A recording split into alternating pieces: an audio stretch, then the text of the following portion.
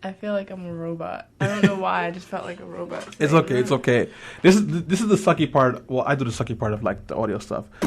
Listening to Let Your Voice Be Heard. What you're trying to do is say that I'm not for poor people. We are introducing a special guest on the line. We have Russell Simmons. No matter how rich you are, you can only fit your ass in one seat. So now let me issue this challenge to Russell Simmons and anybody Chris else. Brown and Grammys just do not equal anything positive. In the positive, I'm glad that he hit a wall, not a woman. Lena I S. does Hill, this. Tone Platinum, How all about day, that? by herself, feminist rights, women's issues, black power. Liberal progression. You want to go night-night? So basically, just women and black people. Selena's having a seizure on air. You are now listening to Let Your Voice Be Heard every Sunday from 11 to 1 p.m. on WHCR 90.3 FM.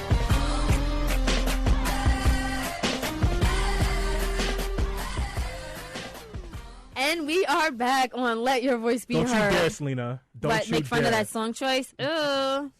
I asked for Nikki and I get that, but whatever. Terrible. This You are is a racist, Selena. sometimes. Can I I'm fire not. Stanley? Is it? No. We can't fire our Damn it. engineer because we have no one to replace him. Is that the only reason why you can't find me? No, I'm just kidding. We love you. Anyway, this is WHCR 90.3 FM, the voice of Harlem. Again, my name is Selena Hill, but on Twitter and Instagram, it's Miss Selena Hill with an MS. But I prefer if you follow Be Heard _radio. Whenever I go to networking events or I meet people and they're like, what's your Instagram and Twitter? I'm like, Be Heard _radio. So yeah, just follow us there. But now it's time for the Dreamers and Doers series, and unfortunately we have no theme music to go with it. You know, like drop some bombs, like it would be kind of cool, but we don't have that. Boom, kapow. You still waiting on the bomb, right? That was horrible. So with the Dreamers and Doers series, it's actually Go home. Go home? Did you really? Stanley. No, not yet. Let the show end first. I don't think my mic is No, on. I was kidding. You guys I was saying because are his bomb bigots. impersonation was so bad. Yeah, that was pretty bad. That's what I'm saying. Did he just Everyone say bomb? everyone knows I love Stanley, but let's be honest, he should stick to something other than bomb impersonations. Yeah. No. You're no flex when it comes to bombs, Stanley. Flex. Oh, Funkmaster Flex on Hot 97. Oh yeah. He drops bombs like continuously. I know who Funkmaster Flex is, but I didn't know about the bomb like- throwing. He drops bombs. I'm going to the bathroom. Yeah, he's really good. though. That was a good one. Thank Yeah, you. that was better. You totally redeemed yourself, Stanley. I hated. Can we hire Flex. Stanley back? Yeah.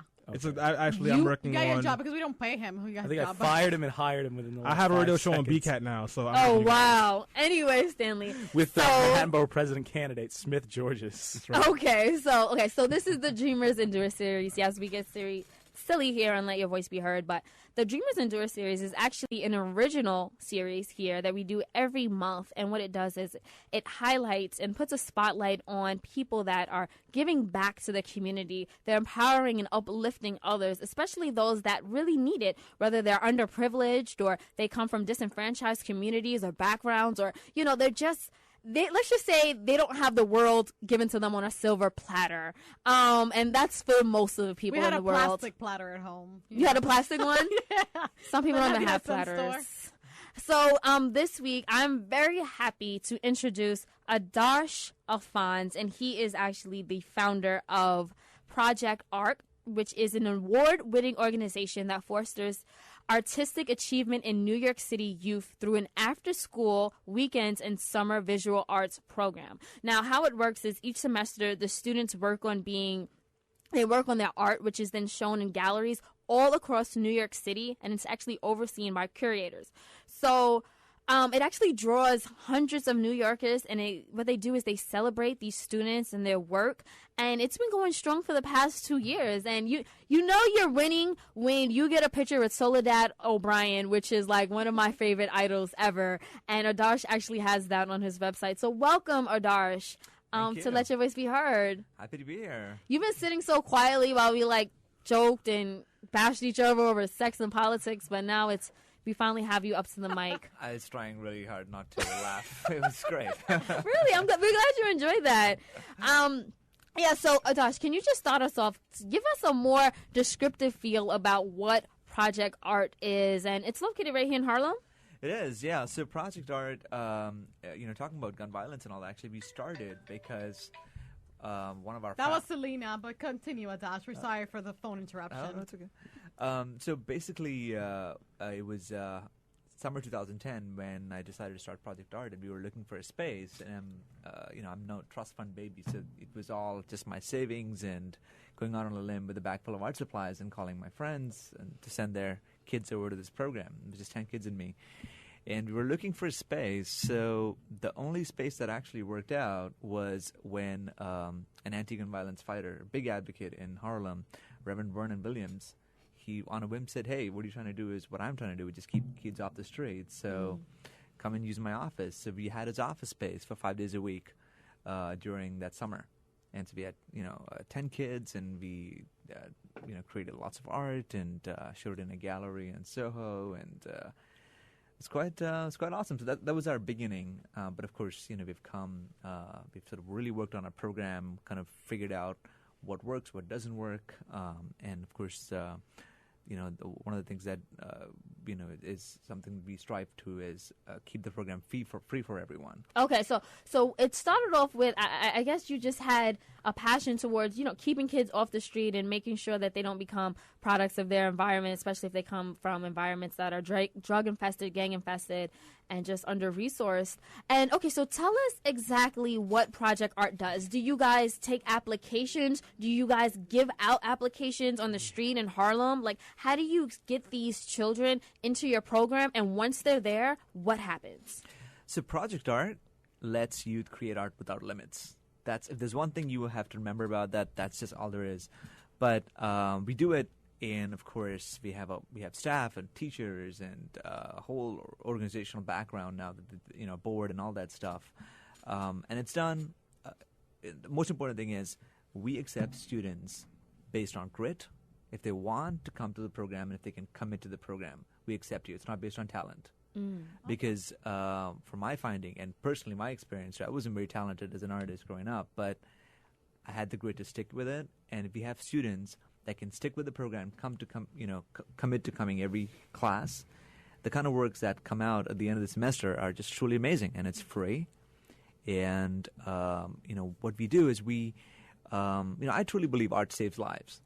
That's my story, because I wasn't particularly into science or math or English or those things growing up, but I knew art and I could create something beautiful on a piece of paper. And that's kind of where my self-esteem rested on, until someone decided, for the most part, I had a hard time with that. But then one individual, one principal of a school, said, "You know what, this is pretty awesome. Why don't you just take it to the next level?"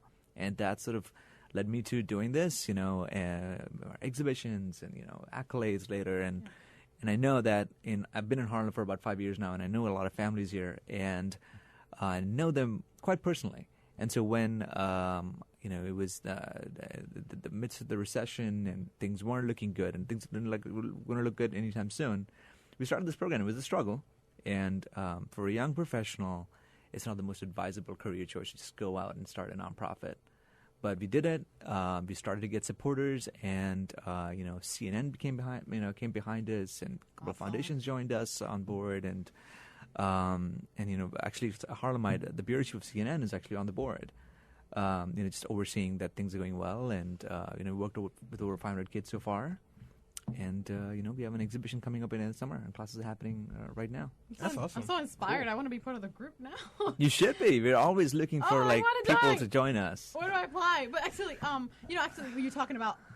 Can you guys hear me? I feel like I thank you, Stanley. My mic was a little low. When I was younger and I was in high school, I actually really believe in that. Art saves lives. I had a lot of family issues at home, so my escape was school, and the art room was my escape. And I actually, a school teacher kind of brought into the program where she recruited me and was like, the talent that you have is that you have a passion for it. It's not necessarily that you can paint or draw, which I can or used to. It's been a while. And that was my escape, and I loved it, and I created so many beautiful things, and I thought that was really great for all the students that were involved, and I still remember that. But I do remember, though, later on, I couldn't continue that because art is a very expensive hobby. Acrylic paints and sculpting and batik and all of these things that you want to do and dyes, they cost a lot of money. And then eventually it kind of died out, and I never picked it up again because I really couldn't afford it. So, what do you do? I mean, I know it's inexpensive to get all these materials. Do you get funding from public sources, private sources? How do you continue up? Because I know art is expensive, especially to create. Well, getting materials is not cheap as buying a notebook or something, because it's canvas and paint and brushes and all that stuff. And brushes get spoiled too. And we're teaching kids here, so they don't necessarily know how to maintain things well. But added a level to that, what we do at Project Art is our formula is not very cookie cutter at all. Instead, what we do is we ask the kids to create their vision, and then the teachers that I train, I teach too, and then we train teachers and set very strong curricula. We work with them to create whatever they want. So if a 9-year-old wants to create a 6 feet by 6 feet canvas painting, we get the materials to do that. Okay. It is so the budget is a little bit more for supplies. But what happens is we believe kids are the kids in school get bored, and kids are curious creatures. Why are they getting bored? Maybe we're not connecting with their curiosity. So once we connect with them, so we keep this class sizes small. We have a lot of sort of one-on-one, and really look them in the eye and say, what do you say? What do you want to create? And we show them a lot of contemporary art. We take them to galleries in Chelsea and to museums. And then when we connect with their curiosity, the learning, we actually we match them with the learning curve. Gotcha. And so amazing things come out of it. And then, and regarding to funding, it's all private right now. But we are going to be starting looking for public funding going forward because we keep it free. No, it's important. I know how it feels. I mean, I was in classrooms where materials, that's it. We didn't have any more. It's done, and you just couldn't. You can't go out and buy it. And teachers really don't have the budget to buy it. And we pay teachers well. We probably pay our teachers one of the best rates in the city, actually. Wow. Because we think Okay, artists. maybe I'll Are just they take the job. Are they full time or? No, very much part time. Yeah, yeah. it's okay. Yes, yeah. Oh, So that's it's fantastic. a couple I hours a week. assumed that it was Yeah. all volunteer work, but Yeah. that's so great. Oh, my goodness. I want a job. Cool. Forget it. I don't want classes. I want a job. So guys, if you're just tuning in, we're speaking to Adarsh Alphons. He is the founder of Project Art. You guys can actually follow them on Twitter at Project Art NYC. They're also on Facebook. It's facebook.com/Project Art NYC. That is correct. Definitely look that up. And I mean, Adarsh is being very, very humble. I don't know if that translates through the radio, but he actually was commissioned by the Pope back when he was 15 years old. And you also met Nelson Mandela simply through the art you created as a youth coming up. So, I mean, you said you weren't that good, but hey, you did some really great things as a teen through art. Can you tell us about that and your background with art? So I grew up in India and Delhi, and my family moved from the south to the north when I was 7 years old, and I couldn't speak the language, didn't know English, didn't know Hindi, so I was totally in between social, I didn't know what to do, and all I did was draw. And so every class I would just, be sitting next to me, can I draw your face? Can I draw your face? And then every, math, science, everything was just drawing. So you made a lot of friends like that. Can I draw your face? Oh yeah, I made a lot of friends and got kicked out of school at the record age of 7 years old. So For drawing faces? Why? because every subject was drawing for me. Ah, Yeah. 2 plus 2. Someone said Six figures. I like to believe I was very focused early on. on your career aspirations, right? Very, very Clearly. focused. Oh my God! Of course, I didn't understand anything else that was going on either. But then I started doing that and was put in a different school, same problem. But the principal there, teachers took me to the principal, and I remember crying on the way there. And the principal was like, you know what? Don't worry about it. Just keep drawing. And painting your walls. And I was 7 years old. Kept drawing. India, we're big fans of Mandela. Always been, because Gandhi actually started his movement back in South Africa. Mm-hmm. And my dad's a huge fan of his, and we've been just following all the steps. And when he became the president, I believe in 94, 95, it was huge, Yeah. So he was making a visit to India, and apparently that time a school was actually making, there was a delegation from a school meeting him at a hotel in Delhi. And, I had drawn a little portrait looking at the TV of his, and it was okay. And I was maybe 2.5 feet tall, and so they put me in front of him, and he kissed me on my forehead, signed the drawing, and gave it to me. Oh, Wow. Do you have it framed somewhere? I do. Oh, please don't tell me. Okay. I once met maybe you lost it. Flock of Flame. Oh goodness. Because I'm just trying to compete. Slightly better than Mandela. Not really.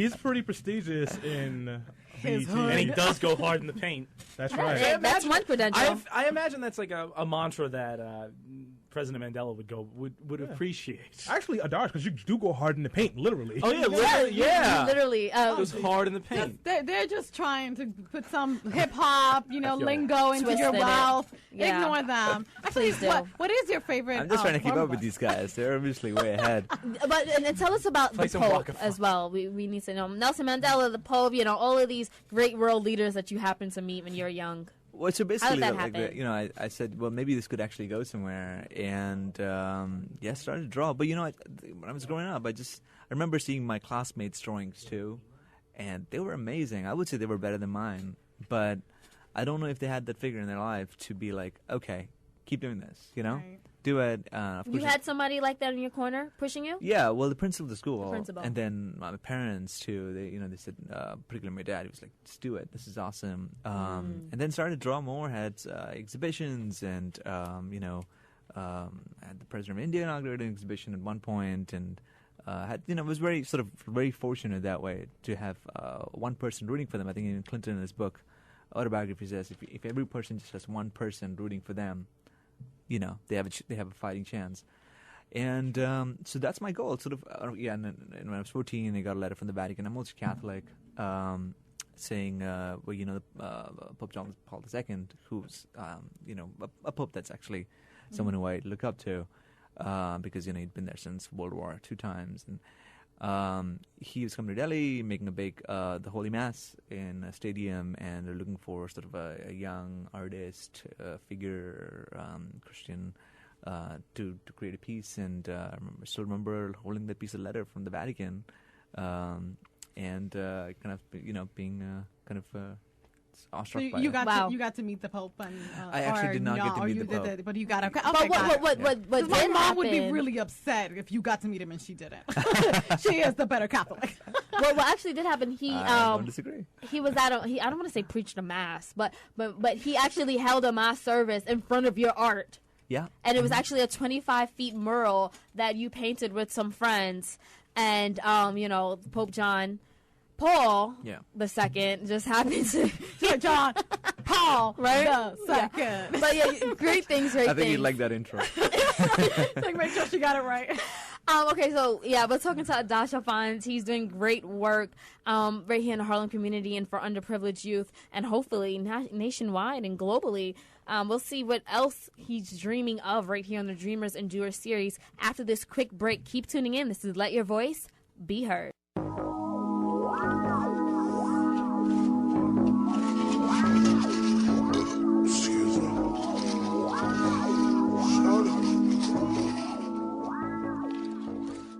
Oh my goodness, Stanley. Oh, bear with us, listeners. I know we left off on a very positive, uplifting note And about Waka Flocka arts wasn't. and culture, and then we just go to baby make that clap and oh god, round of applause. There you go. I mean, there's a time and place for everything. I don't think Waka I Flocka think was Waka Flocka is here. always appropriate. It's kind of like one of those things that just doesn't, like, you have to have like a black suit, just certain necessities in life, and Waka Flocka is one of them. Sure. You just Very need that inspirational. to stay balanced in life, right? I think his message would jive very well with Adarsh's. He's got that message about telling his brother to drop out of school. Stanley, what's that part where he tells his brother to drop out of school? When my little brother died, I said F school. I just want to... You know what? I guess maybe I haven't been listening to Adarsh at all, but I think that's the message of the segment. No, it's not. It is not. Actually, I just want to... we had a caller who was not very happy about the song selection. I'm not surprised. Oh, thank you, caller. Thank you for Give me your number. So, Maria, that was totally my choice to play that song, and I apologize if I offended you. He was being with funny. That song. Stanley was being funny playing What was that. so What was so offensive? Yes. Yeah, So whatever. I will What definitely, wasn't offensive? I will definitely be more mindful of when I play Waka Flocka. Oh god. You mean all the time? We apologize, listeners. Yeah, it wasn't befitting to play that just then. But we are back on Let Your Voice Be Heard. I thought it was beautiful, Stanley. WHCR 90.3 FM, the voice of Harlem. And this is time for the Dreamers and Doers series. This is where we talk to one person that is doing amazing things by uplifting and empowering others again. This is all we're about here at Let Your Voice Be Heard, where our mission is to inform, educate, and empower. And that's exactly what Adarsh Alphons is doing with his foundation, ProjectArt. And on Twitter, again, that's ProjectArt NYC. So, I'm giving you a lot of Twitter shout outs. So Thank you. that means you got to RT Appreciate us. it. But okay, so Adarsh, where we left off, we were speaking about how you're taking the children under your wing. They don't necessarily have to be talented in art, but they just have to have some passion. And as you said, art saves lives. So can you give us some tangible examples of how the art, and particularly your project, is saving children? So art, because of the broad arts education funding cuts, has been actually happening for the last 3 decades nationally. And even now, the new NEA funding bill for next year's, I think the House Republicans have given a 49% cut or something like that going forward, and it's already very low as it is. It's probably the price of one wing of a jet plane or something. I thought you meant like a buffalo wing. Yeah, that's right.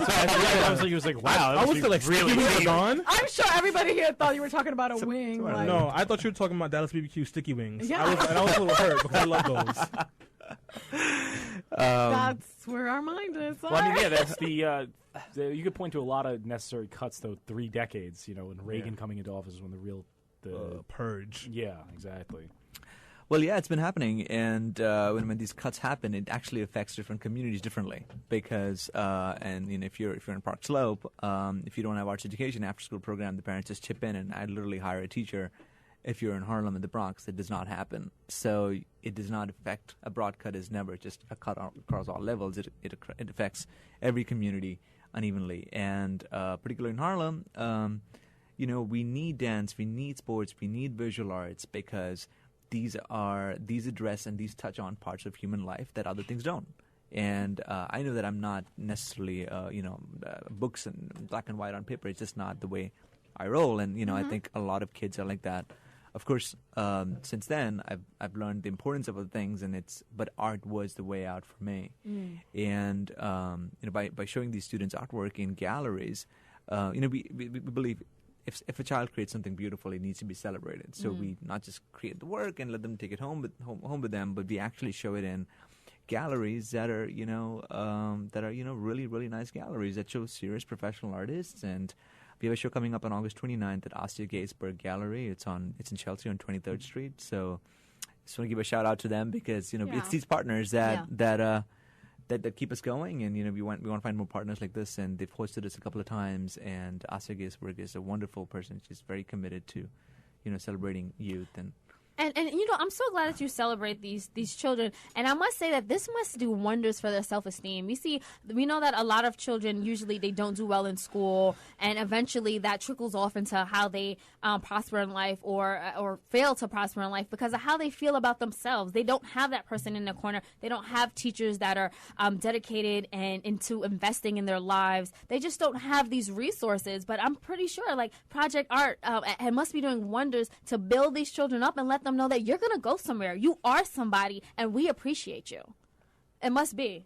Yeah, I actually had a question about Project Art. Is it just visual art, or do you incorporate other art forms? We're only visual arts right now, but at some point we'd like to expand onto other things. Yeah. And I'm so glad that we left off with that, because I want to know, so we know what you're doing now. It's wonderful. What do you dream and aspire to do, let's say, over the next 5 to 10 years? Or your lifetime? Well, so Project Art's about 2.5, 3 years old now. But we sort of over the past couple of years, we've really just sort of mastered our program, and we have a really working program now. It's taken a bunch of trial and error, discussions with teachers, and being in the field. But over the next couple of years, we'd like to expand our free programming. And right now, we're working with the new public library on 145th Street. We'd like to expand onto all the branches, or as many branches as possible. Branch managers have reached out to us saying they need our programming in their rooms, because these libraries have beautiful rooms, and it's heated, has lighting, has an infrastructure. So all the money we spend goes directly towards teachers and the supplies. So it's very cost effective, and it's very low cost arts education, and we're able to provide high quality low cost arts education.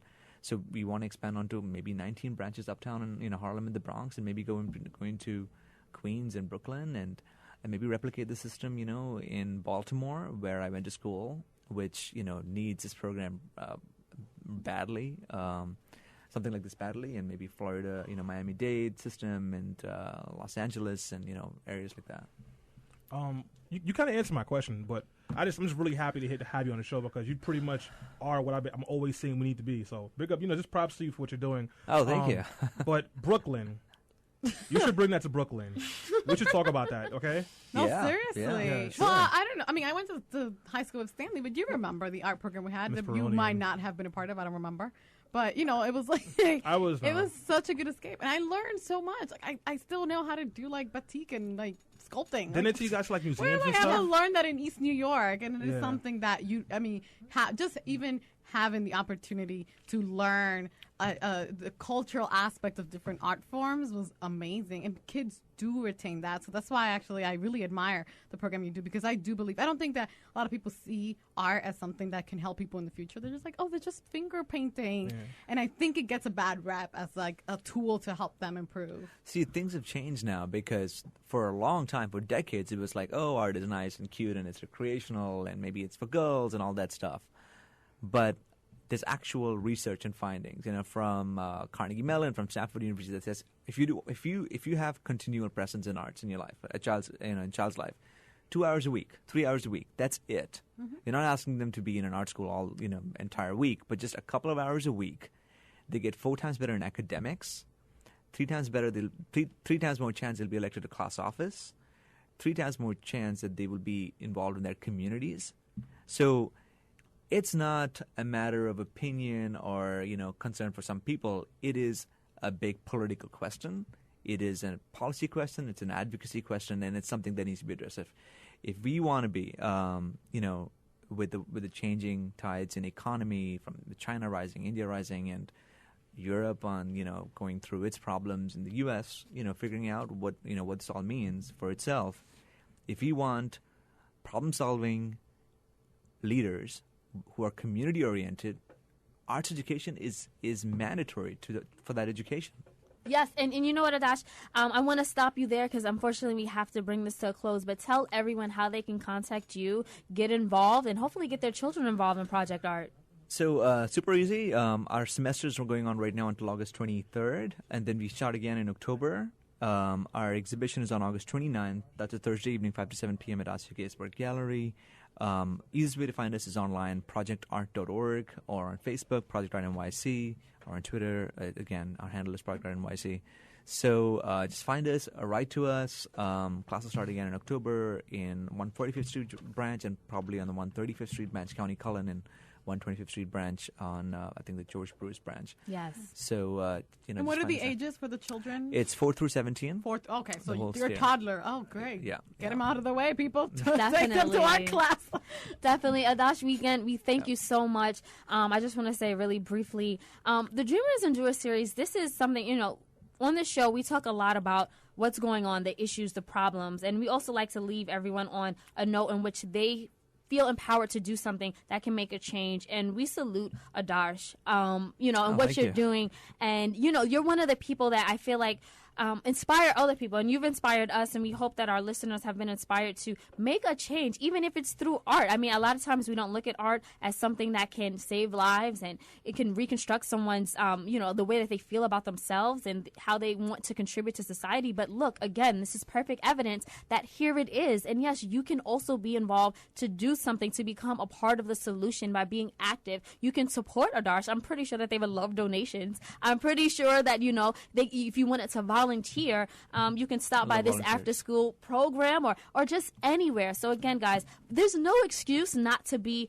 involved. But I'm going to have to leave it there because we actually will be interviewing mayoral candidate John Liu. We have him on the line. I believe we're taking a quick little break, but when we come back, we're going to find out why he wants to be the next mayor and what he says he will do for our city. Stay tuned.